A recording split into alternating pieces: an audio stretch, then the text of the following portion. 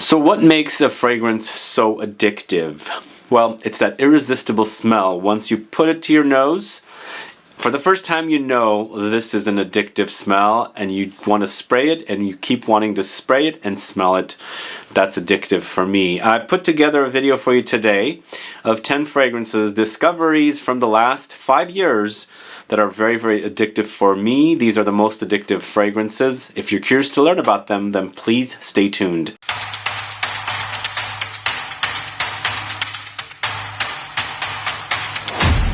Thanks so much for tuning in. This is Sebastian. Yes, 10 most addictive fragrance discoveries of the last 5 years. There's more than these fragrances, but this is a list of 10. I can put a couple of different parts of this type of video for you in the future, but we're sticking with these 10 for now. And I find these fragrances very, very addictive. So what are addictive fragrances? It's the ones that you're addicted to smelling and you can't get enough of. Those are the kind of fragrances they are. And for me, these fragrances are very, very addictive. Generally, they're the addictive smells that I smell in nature, in the world, in my life. So when I'm used to those smells and I like the smells and I find them in fragrances and I'm really, really addicted to them because I keep wanting to smell them over and over again. So this is today's video. Next Wednesday I'm doing a reverse of this video of your 10 most addictive fragrances that I've actually taken a tally of with comments that you guys have posted within the last 3 to 5 years. But today I'm focusing on my own fragrances that are addictive. I'm going to start off with the first one. It's Le Lion from Chanel. Very addictive smell of amber, but sweet and vanillic, a bit orangey lemony as well. Of course it does get animalic and leathery in the dry down and it gets smoky as well, but it's a very addictive smell. The combination is intoxicating and I love it. It's one of the best fragrances that Chanel has created within the last many years, I think. I think they've done an outstanding job creating this particular fragrance. Sure, it's in the more expensive collection, but this stuff smells super fantastic and it's a very addictive smell. And what I like about this fragrance is not the notes, the labdanum, amber, patchouli, vanilla, sandalwood, musk, lemon, and bergamot, but there's reminders in here of other fragrances. So there's a familiarity about it, and I'm interested in this more because I had that recognizability smell in here, reminding me a bit of Guerlain's Shalimar, reminding me a little bit of Chanel's own Coromandel and Chanel's own Coeur de Russie. So there's that familiarity and it makes it more addicting because I know it and I love it and I love the way it smells. I keep wanting to smell it. So Le Lion is the first fragrance we're starting off with. This is an unranked list today. 10 most addictive fragrances for me. Next, going to the house of Rogue Perfumery. It's Mousse ILLUMINEE. This is a list of fragrance discoveries within the last 5 years. So this Rogue Perfumery's Mousse ILLUMINEE is such a beautiful fragrance. It is a throwback to older fragrances, and I'm absolutely obsessed with the way it smells. First off, it's a very green fragrance. As you can see here, Mousse ILLUMINEE is a very green fragrance. It also focuses on Oakmoss, but also there's a licoricey booziness under there. And there's a bit of a reminder of something like clean green soaps, like Irish Spring soap is one of the things that comes up. And that's kind of what I like about it. I like the greenness. I like the oak mossiness. There's definitely a foamy quality about this one and a damp forest with green smells. But it's just not the earthy smells mostly. There's a lot of like other notes in here, like aromatics and things like that, to give it this kind of light booziness, because I feel like the Artemisia in here definitely has a booziness that I like. It's just a very interesting booziness. Not necessarily like cognac or rum, but just a light booziness. But either way, it's Oakmoss with Artemisia. There's white flowers, there's Cypress, there's Olibanum, there's Laurels, there's white musk and Cedar. And I feel like the aromatics of the Laurels and the Artemisia is what's creating this booziness in here. But man, it's a beautiful fragrance, very addictive smelling fragrance, obsessed with it. This is Rogue Perfumery Mousse ILLUMINEE. The next one I spoke about not yesterday, and a few days ago in a video. NUIT NOMADE fragrances. This is Jardin de MISFAH, this one right here. If you haven't caught that video, please go catch it. I do a top 5 fragrances from this house, and of course this is ranked pretty high. There's a giveaway there as well, and it's a great introductory video on this house because there are definitely really not hyped in the community, but deserve to be hyped. And this was an addictive fragrance for me as soon as I smelled it in 2019, but I didn't buy this bottle until last year, and it goes down pretty fast because I really love the way it smells, and that's why it's an addicting kind of smell, and I keep wanting to wear it and just enjoy that smell. It's featuring dates with rose, absolute rose essence. There's saffron, almonds, and sweet water. So there's definitely like a creamy dates, honey kind of a touch here. But you know, I forgot to mention in the video from a few days ago, the saffron is pretty prominent here. Definitely you smell it against the dates and the rose and the almonds in here. There's definitely the leathery undertones of saffron in here and a bit aromatic spiciness as well. But as I was mentioning in the video, it's almost like you've taken dates, you've pitted the pits, thrown them out, stuffed it with the almonds because it's dates and almonds, and then you've sprinkled rose water on it. That's it right here. It's sweet, it's a bit tart, but it's super delicious in the heat. It's fantastic. This is NUIT NOMADE Jardin de MISFAH. Do you guys know that one? Do let me know. Put a comment down. And if you haven't caught my NUIT NOMADE fragrances video, please go catch it. I think you're going to like that brand quite a bit. I really enjoy that brand. I'll be speaking a lot more about that brand going forward. But moving on to the house of Dior, it's a vanilla diorama, this one right here. You know, I have to be honest, vanilla is one of my most addictive smells in the world.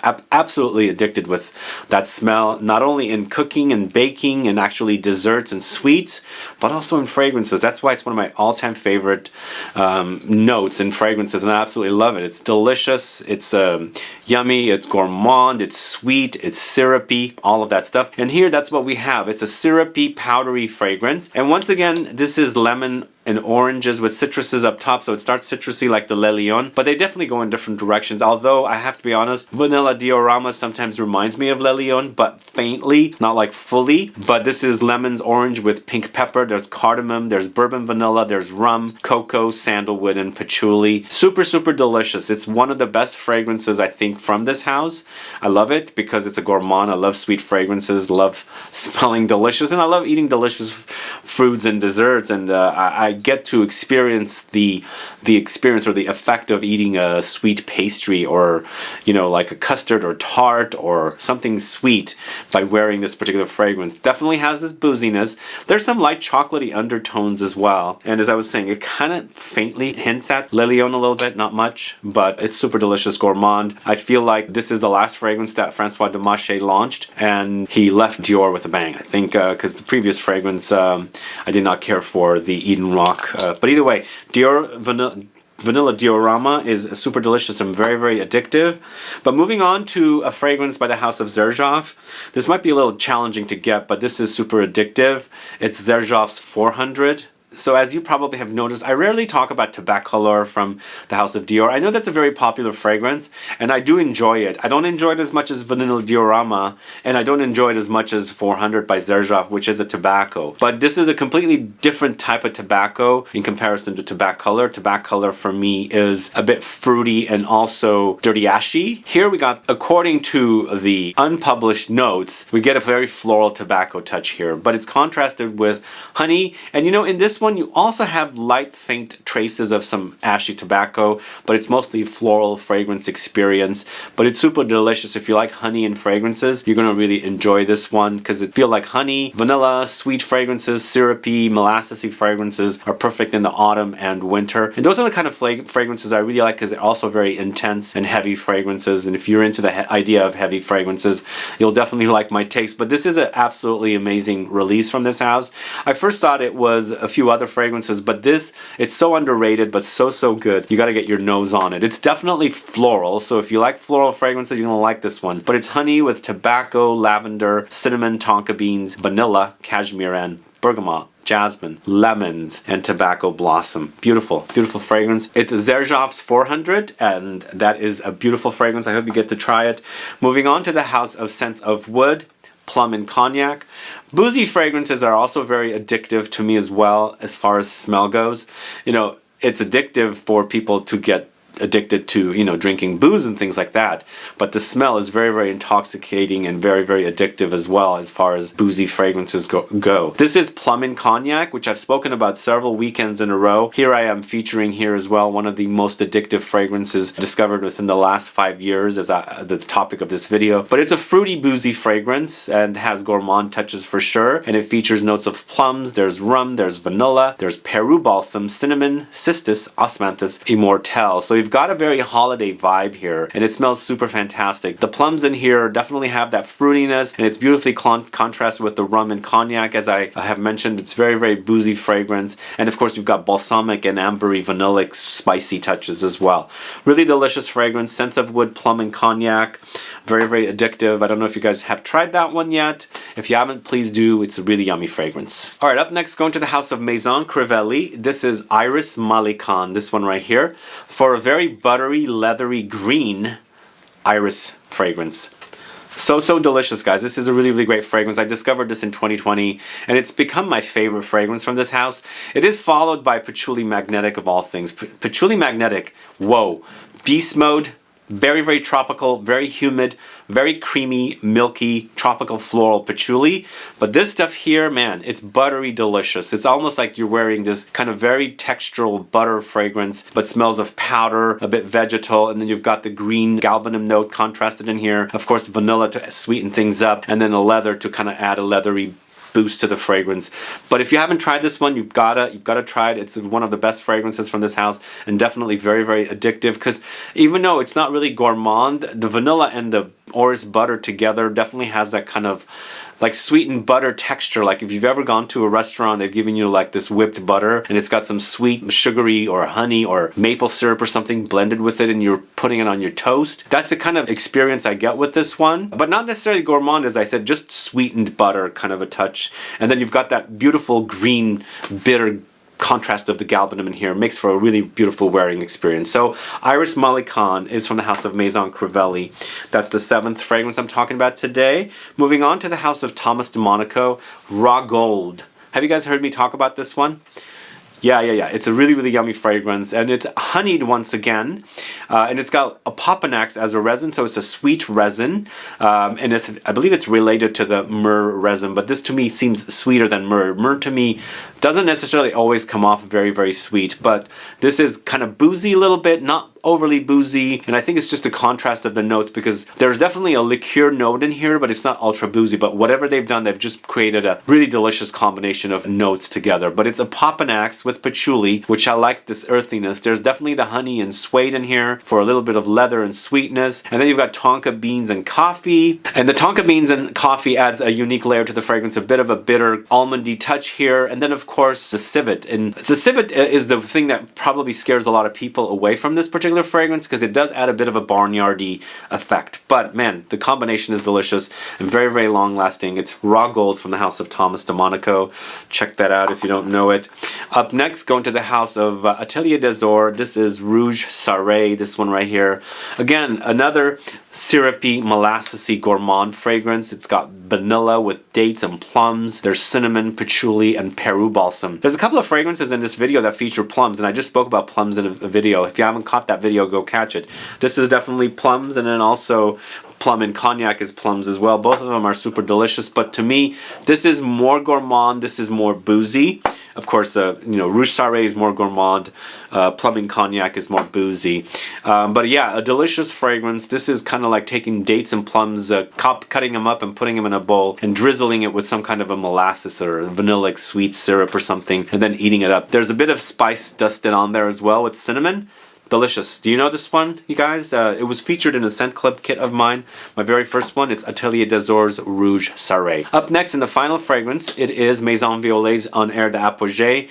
This is a sweet tobacco fragrance, powdery, leathery as well, and super delicious and very, very addictive. Created by Nathalie Lorson. One of the best fragrances from this house, and definitely a fragrance I featured in a Scent Club kit as well. Those kits are sold out, by the way. But man, if you guys don't know this house, definitely get your nose on the fragrances, with the Un Air d'Apogée being my favorite. It's another addictive smell. It's tobacco, and tobacco is very addicting, so I feel like the combination of the notes along with the tobacco here, which is a bit dirty, a little bit ashy, is very, very addictive. I liked its sweetness. It's not uber sweet, but it has some, definitely has the sweetness there to contrast with the tobacco, and of course you've got a leather and ambroxan muskiness thrown in as well. So this is Maison Violet Un Air d'Apogée. That is the last fragrance for you guys today, and that's the list for you. These are my 10 most addictive fragrances from the last 5 years. Do you have a list of really addictive fragrances? Are you addicted to the ones I discussed as well? Do let me know. Put a comment down below so I can find out. Either way, guys, thanks so much for watching today's video. If you have any questions or comments, please list below. Please like this video. Please share it. Follow me on Instagram and Facebook. And I'll be back with more videos very soon. Have a good one. Goodbye.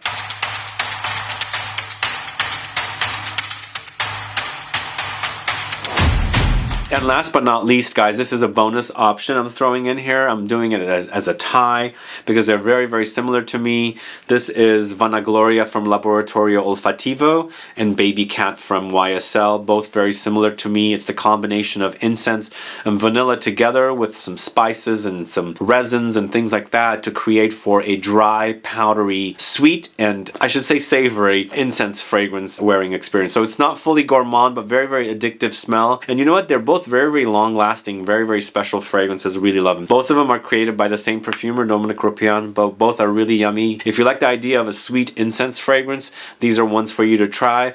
And if you haven't caught my sweet incense fragrances video from a few days ago, definitely go catch it.